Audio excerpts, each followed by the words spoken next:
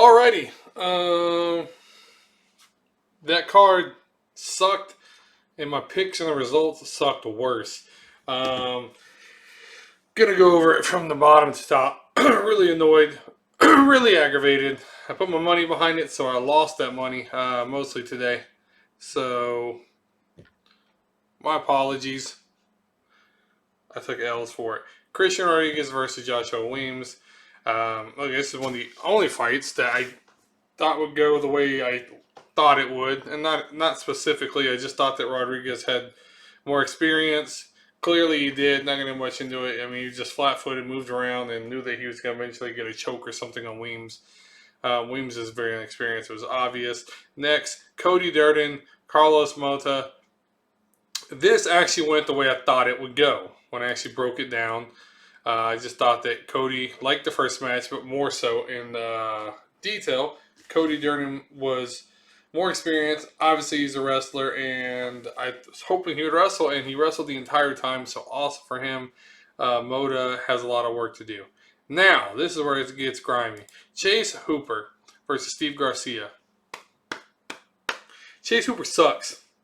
You know, I thought his striking was getting a little bit better. By better, I mean the fact that he knew when to throw strikes, meaning like later in the fight when it's getting grimy. I've seen him take some abuse and get his face beat up, and he knows when to throw in some punches when the opponent is kind of cautious of his takedowns. Never in a million years, I think the guy with the slowest hands in the UFC, and I mean the slowest, slower than heavyweights, that he was going to come out and just immediately try to box with a boxer.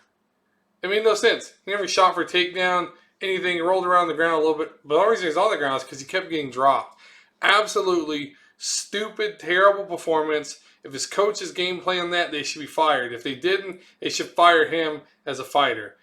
It made no sense. I will never pick this goof again in my life. I don't care how young he is or his hands are getting better. That made no sense. That is one of the weakest performances I've ever seen in UFC history. Next, Jung Young Park and Joseph Holmes. This went the way I thought it was going to go. It was pretty competitive. I picked Park, but honestly with Holmes, I feel like Holmes gave up a little bit. Holmes could have put in a better effort, and it could have been a better fight. But that being said, this is probably the best fight, one of the best fights of the night. And that's not saying much. So Park did what he needed to. He worried me a little bit in the first round because it seemed like he was just trying to work a jab and eating him at the same time. I was glad he was trying to get the takedowns, and he finally did. And next, Arlovsky. Okay, well, y'all are responding to my post, and probably else, everybody took L's like I did. Arlovsky versus De Lima. If you look at my synopsis and my video before and what I post usually under my picks on Instagram, we knew this could happen. De Lima's only chance to throw these wild hooks, get the knockout. Obviously, Arlovsky didn't get the memo to stay out of the way of those knockout punches in the first round and let Lima get gassed. Partially, this is on me because I'm a fan of Arlovsky. And some of these picks I picked because I wanted them to win. So with Arlovsky and Hooper a little bit, I thought maybe this kid's hands were getting better, and I wanted to see him get better. But Arlovsky, friend, I don't like Gore. I think he's overrated. Should have known better. We'll get to that. And Tim Means and Cater. These are three fights that really I wanted to win.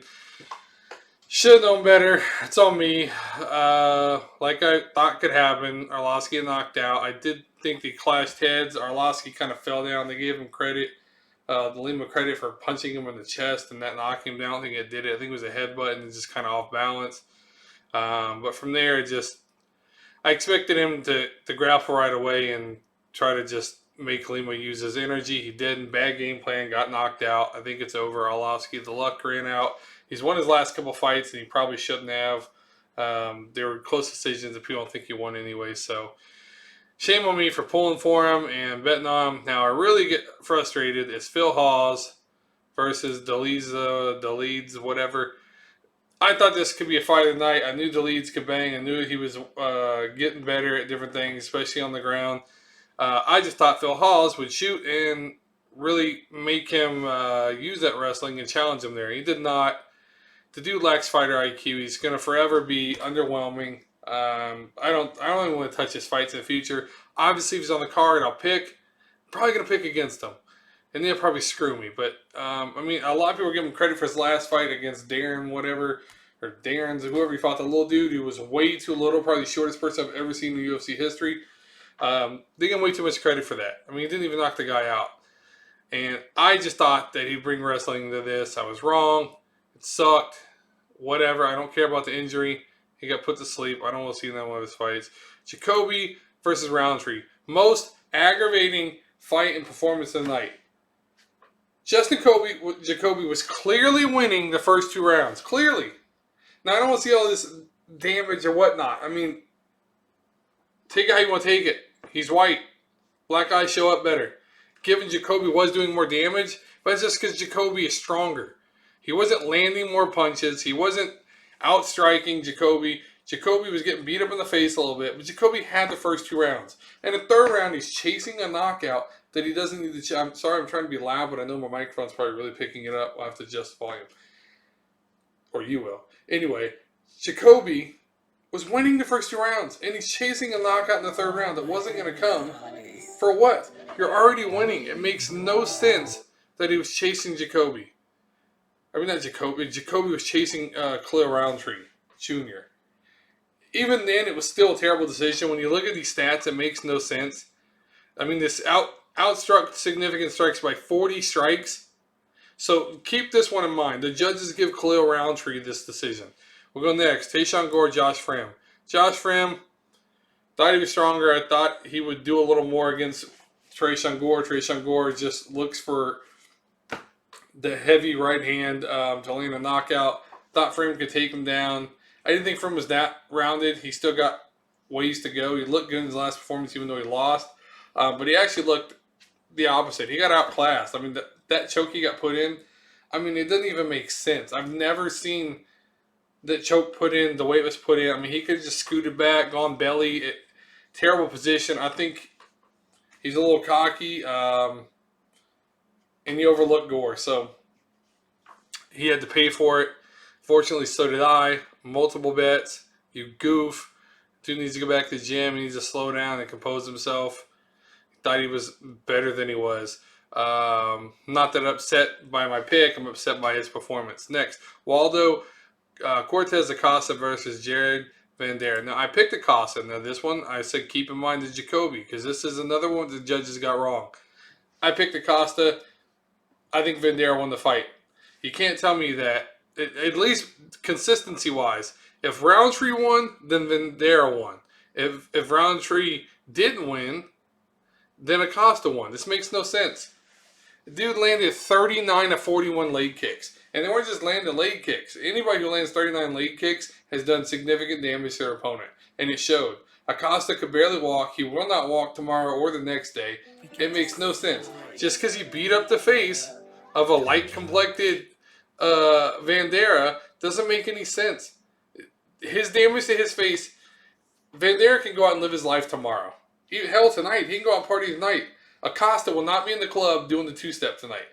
He took way more actual damage that actually changed the way he was performing and being able to walk or move. Vanderaa can still use his face. He's going to eat tonight. It made no sense. You're going to see that the damage won this fight, or the damage, I guess Acosta had more damage, which he didn't. Less significant damage. But then the Roundtree had more damage on Jacoby's face. I blame Jacoby for putting it in the judge's hands. I knew it was going to happen when he started doing it in the 3rd round. But Acosta shouldn't have won. Anyway, Tim Means, Max Griffin, another one. When you look at it, it looks like Max is probably one. Isn't it being a split? I left the room with like 2.5 minutes left. I thought they were going to give it to Griffin. Good they gave it to Memes. I don't know. Probably could have gone either way. It depends how you judge the control time. I had Max winning when I walked out of the room. I don't know what happened in the last 2 minutes. 2.5, whatever. Cater Allen. So frustrating. This is complete BS. Now let's look at this profile. 5'11", 146. You're going to tell me that man's 5'11", and you're going to tell me Allen's 5'8". Straight up, hogwash, BS, nonsense, lied to. I would have never taken Calvin Cater if I knew that Arnold Allen was even the same size, let alone bigger. There's no way this man is 5'8". Immediately when he stepped in the ring, and this gorilla started moving back and forth, It was obvious that he's bigger than Cater. I only took Cater because I didn't think that the strength that I've seen Allen have against other people and his power or even his reach would reach to Cater. There's no way he's 3 inches shorter. I would say that he's probably bigger in height. He's definitely bigger this way. I got duped. I would have never picked Cater had I not thought that he was 3 inches taller. I think they even gave him reach advantage. Complete crap. Terrible night. My apologies for picking some of these people. Honestly, in a perfect world, when I said I was going to go back, I gave out my early picks and I said I reserved the right to change. What I would have changed, I would have stayed with these two, and they won. Hooper, I was back and forth. I wish I'd have done more research and just, I don't know, something made me feel like Hooper was going to get better. But I'll say stay with that one. Arlovsky, I should have known better. I knew he was going to get knocked out. Phil Hawes, I felt like he could get knocked out. So those two, Jacoby, I stand by it. Fremd, I stand by it. I stand by that one. I stand by it. Really, the two that I would have changed was the Hawes and Arlovsky. And if I knew Cater did not somehow get on ESPN and completely lie, and I don't know who's responsible for that, but they need to be fired immediately. I've seen this where they've actually had different heights on different cards, like 35-year-olds are growing, and maybe I should look back on some other ones and done better research. I will be doing that going forward. I don't even know if they had a weigh-in. I didn't watch the weigh-ins, and if they did, shame on me. I usually do. I like to see them face-to-face. Had no idea this gorilla was better than this little tiny monkey. So, from there, in my heart, I'd like not to count 3 of these. In the truth of the world and what is right in the world, I would not like to count this Cater fight. That's complete crap. I'm not even talking injuries. I'm just talking about what I shouldn't have picked. But, yep, I went 5 and 6. Absolutely shameful. In my mind, I should have gone, I still was going to lose. I don't know, I should have gone 8 and 3. Still, it wasn't that good of a card, but whatever. On to next week. Not a great card. Better than this one. Lost future bet. Lost some parlays. I still got some football going. But other than that, this is UFC, so I don't want to talk that. My apologies. Bounce back. See y'all next week.